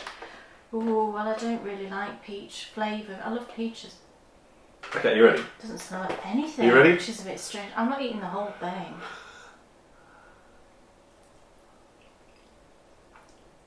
That's really weird. Isn't it weird? Very strange. That is like... It's like gunge. Yes, it's a bit slimy. It's just like really gungy on you. And it just tastes like sugar. I did get a mild peach taste. Well, I was definitely getting apple. It just tastes like a lump of sugar, I'll be honest. I was getting apple from that, definitely. Right. I mean, you know... Oh, you having another bit? Well, we have to be I'm not having fair, don't we? You don't have to have Oh, another it's bit. giving me toothache. I think it's just pure sugar, that. There's no fat, but it's just sugar. There's the ingredients. That's there. nasty. Oh, here we go. Sugar, corn syrup. Do you know what? Modified cornstarch. Fruit concentrate. That's really not pleasant. The apple one and wasn't then too a bad. load of different chemicals, I'll be honest with you. Now, orchard fruits. Sadly... I can't even give it a 1. I'm sorry. That's just unpleasant. Well, I don't like them either. So, I mean... Is 1 the lowest score we can give, I suppose? Well, half. Maybe half the mark because they put them in a box. And they were a gift. I'd rather have a dung ball than that. That's how unpleasant that was. Well, it's funny you should mention that because... Oh, the next one. From Sweden, we have, from the same company, I think, Malaco. I think they are. Yeah. As the jug bar. Johanna. We thought we would play off, and actually this has worked really well because what we've done is we've had something really foul so that these will actually taste quite nice. Now, it smells of something familiar. they're a lot redder than... I mean, we did... What are they? It's really familiar smell. What are they? What's it supposed to be? Does it look like cherry lips? No? Oh, I remember those. Oh, look. Does it look a bit like cherry lips? Cherry lips. Any idea of the flavours? What's the picture on the front? Is it meant to be a boat? Oh, it's a boat. Look, it's a boat. It's a boat. It's a little captain. There's a little man sailing a boat. But the smell, right? It really it's reminds... perfumey. It's perfumey. It is. It doesn't smell like a sweet. It's not Parma Violets, is it? That to me smells like something... No, what was the other thing? That was floral gums. Is it floral gums? Can you... Well... Put it in.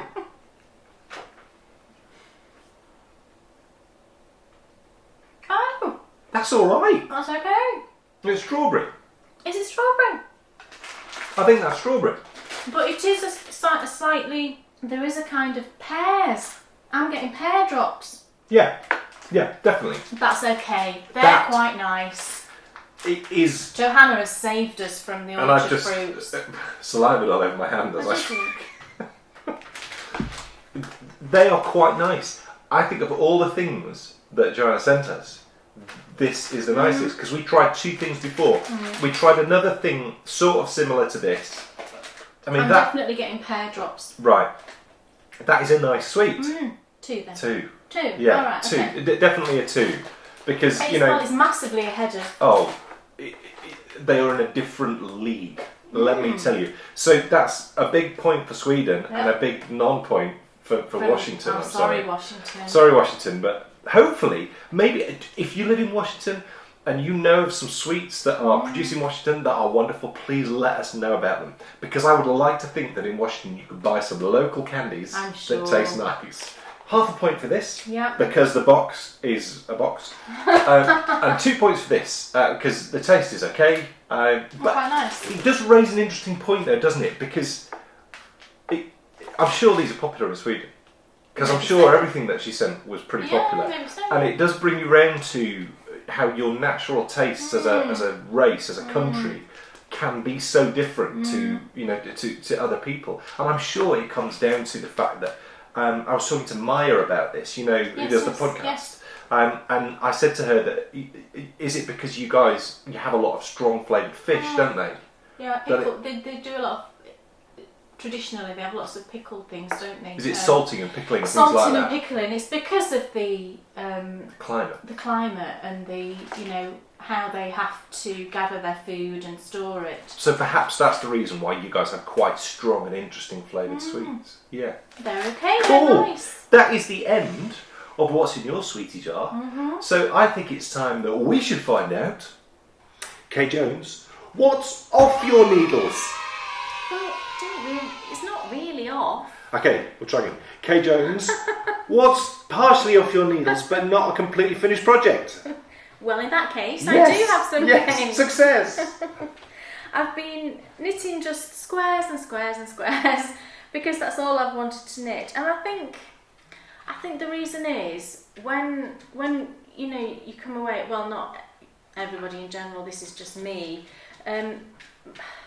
my brain isn't very relaxed because I'm in a different environment and it takes me a little while to get used to that environment, and everything's different and I'm just not very good with all that.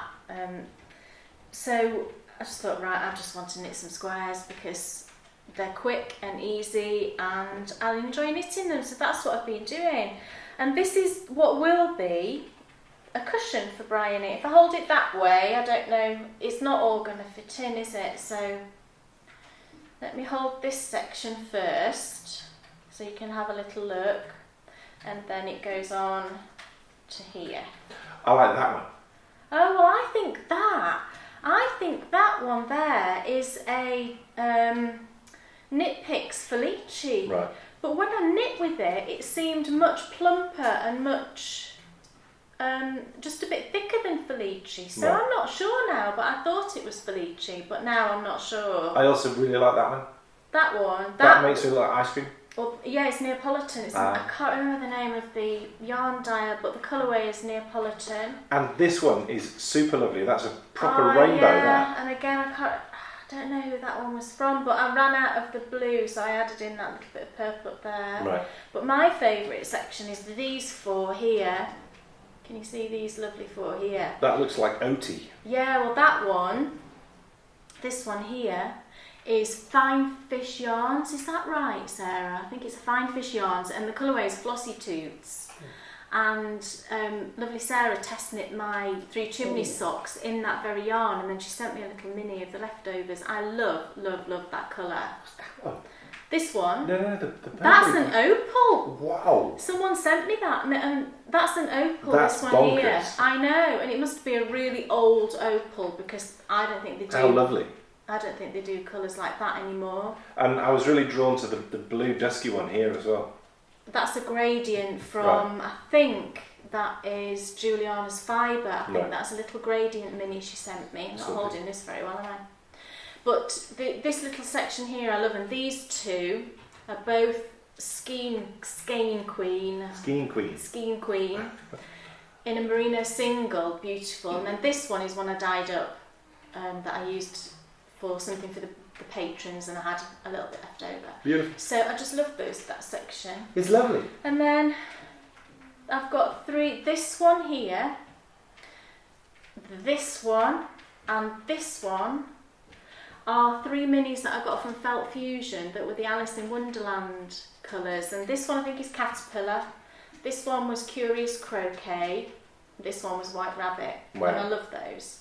So I've done absolutely loads, and I've got... Just while I've been here? Just while I've been here, amazing. Yeah.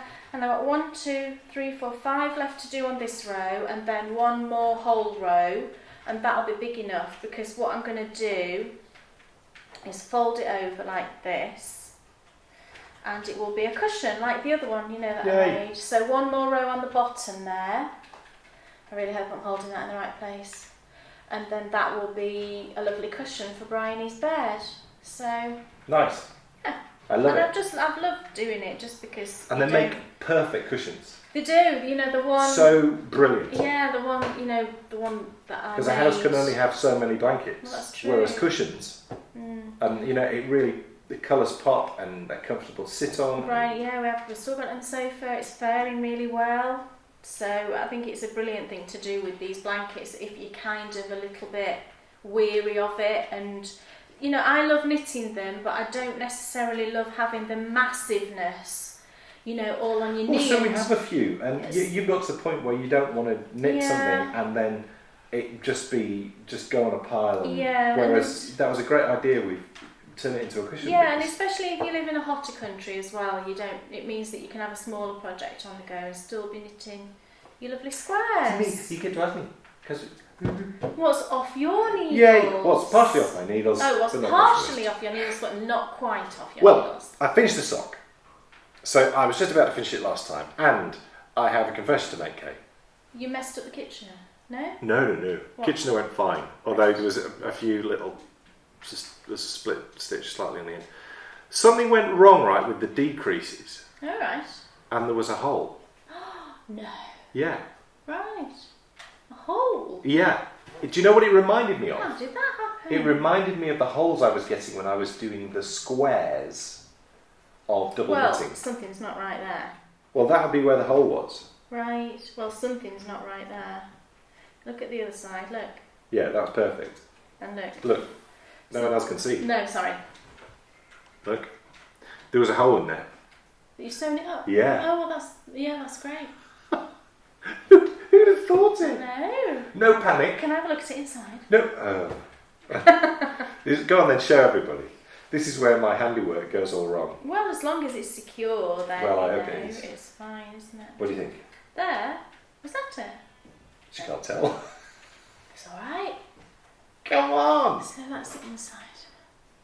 It's alright, isn't it? I can't believe it. That's shocking. So I wonder what you did. Yeah, well, I don't know. I clearly missed something. It was only one small hole, but I dropped down. And... Well, it's fine though. You've still got a nice rounded toe, haven't you? That's fine. Yeah. You'll never notice. And I would never have noticed if you hadn't told me. No, well, of course, we share everything. Yes. Now that brings me on to my next problem. What's your next problem? I've knit too long, haven't I? How many? Well, I don't know. You just take it now. I've totally knit too long. Well, it doesn't look that much longer. How many do we normally do? 20? Yeah, I think so. Do you know what, folks? I get in a zone. Do you get in a zone and then do you just go? And, you know, I promised you. It's quite a lot more. It's 6 rows more. So, is it rip backable? Yeah, well, yeah, of course it is. Thank goodness.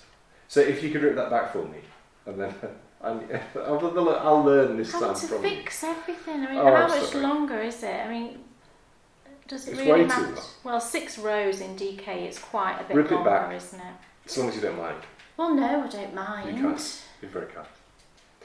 I've got to say, one of the most stressful things I've watched recently is ripping back double knitting. I was terrified. And Nathan just said, well, just pull it off the needles. I'm like, what? I'm not going to do that. It'll be fine. And it was. And it was fine because, as Nathan said, you know, the John Arbon yarn is quite a grippy yarn, luckily.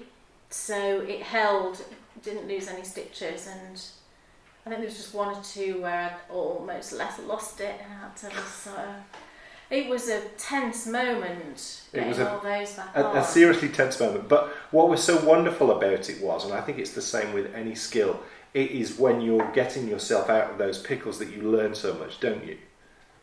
Yes. Well, you do. You learn from your mistakes, don't you? You learn lots because you had to help me, right? Well, I didn't have a choice. I had to do it. I learned an immense amount because there were so many things which slot into place by understanding where they specifically go in the makeup of it, rather than just knitting and just getting on with it and not really thinking about what you're doing. You've got to break it all down and think it through and then unpick it and put it back together. The thing though that I can never imagine myself doing, and I don't know what your thoughts were when Nathan was talking about, and I think he's got a tutorial on his channel about this, about dropping down and then crocheting Well, yeah, that's fine in single knitting, in normal knitting, isn't it? I can't imagine doing that in double knitting. But I mean, he seemed to be of the opinion that if you could do it in single, knitting, then you can do it in double. I wouldn't fancy that. No, I but wouldn't fancy it either. crochet blows my mind. You're not crocheting, you're just using a crochet hook. Right. So what are you doing then? Weaving? No, you're just using the hook. When you drop down a stitch, what happens is it goes blub, blub, blub, blub, blub, and you get little bars all the way down. And all you do is you get your yarn and you hook it over the bar, hook it over the bar, like that, and work the stitch back up again. Goodness.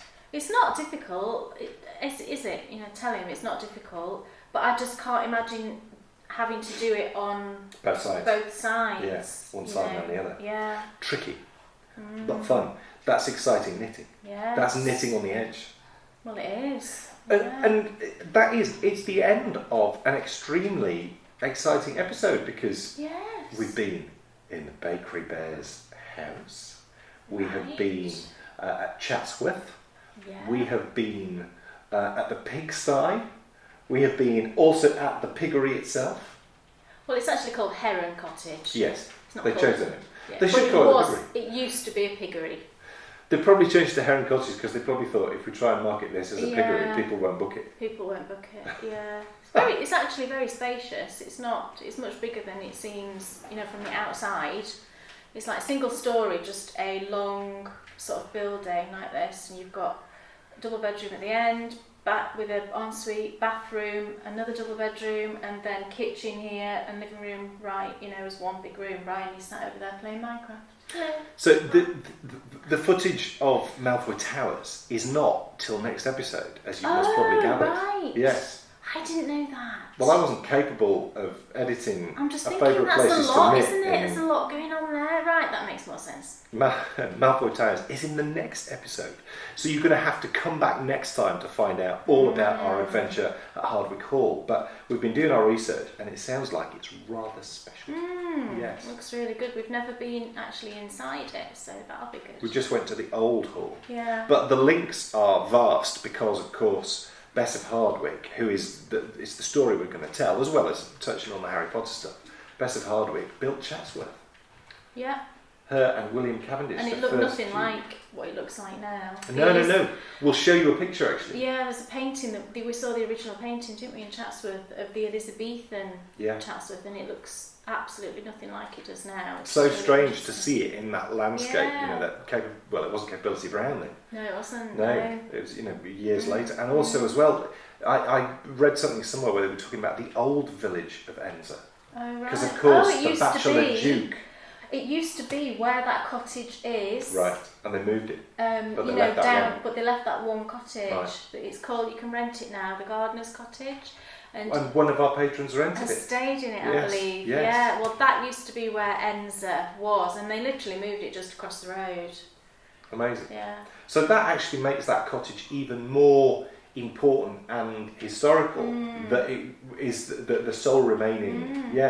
But I don't know where I was reading about that, and I always forget about that. And what an upheaval! You wonder if people were furious about it. Can you imagine? Maybe so. You I suppose you're living on the estate. You work for the Duke of Devonshire, and he says, "Do you know what? You maybe get excited because he says, I'm going to build you all new houses. Yeah. I'm moving you over the road." They are beautiful houses. Yeah. Well, that's what he wanted, didn't he? Yeah. And was that the same Duke who built the Russian cottage? Oh, I can't remember. I wonder if it was. Anyway, we shall find out all this next episode. So, on that happy note, we will say goodbye from the pigsty. Goodbye from Heron Cottage. Next time we see you, we'll be back home at Baker Bear's cottage. Yeah. And that'll be in 2 weeks. It'll be back on Friday, the normal time, back to normal, much to your happiness. Yeah, well, we just got a bit off because we go home. No. I'm referring to the fact that actually, I think secretly you prefer it at home. Oh, don't start me on this. I just don't deal But that's with. fine. I don't deal with change very well anymore. Not that I ever did, but particularly so. And this cottage is making Bryony cough as well. You can probably hear Bryony coughing. Something in it is giving her an allergic reaction, and we thought it was the feather duvets. Yeah. So we managed to get her another duvet. The people weren't very happy that we complained about having feather. but she's still kind of coughing, so we think it's something within the atmosphere within it is causing some kind of allergy. So Kay will be very happy when we get home. I kind of will. Yeah. I'm just useless. I'm just You're useless. not useless. I am useless. Hardly. I'm rubbish. I said to you the other day, I just wish I could relax and enjoy it, and because I come away and think, oh yeah, we had a lovely time, but I'm sure I would have had more of a lovely time if I could actually just relax a bit. I just find it really, really hard. It was a nice walk this morning, though. We did. We had a lovely walk. That was really nice. And we're going on a walk on Thursday morning, which is going to be even more lovely. And actually, the bit that we've been walking along, you've already seen. Yeah, it's the old railway line. And we focused our favourite places to knit on that last October. I think it is episode 35. Right. Or it's either 35 or 36. I'll have to find it now. It's and the put one it in with the show Nana notes. Wendy on. She did all the filming for the favourite place to knit, which was marvellous. So yeah, we walked along one section of that, and we're actually going to walk along the other section of that on Thursday, which would be great because the girls have never ever seen it, and it is pretty stunning, as you saw. So thank you so much for watching. Thank you. And we will see you in 2 weeks for more fun and victory for me on Little Forfeit. Come on. You don't know that yet. No, I got 10 out of 10, woman. Oh. Yes. Have they already seen that? Of course they have. Oh. She's all confused. I thought you was giving it away. We've recorded this episode in different chunks, so I'm very confused. I don't know how people act. You know, when they record a film and they do the ending before the beginning. I don't know that they can get their heads around that. Victory! 10 out of 10. And now it's close because there's only 1 point between us. I don't know how he swung 10 out of 10, honestly. When I've never got 10 out of 10. Practice. Never. Yes. It was fun. Thank you all so much for your support. Now, come on, get excited now. Team down. But of course, please do Team K as well. Yes, please. Yes. We'll see you soon. Bye.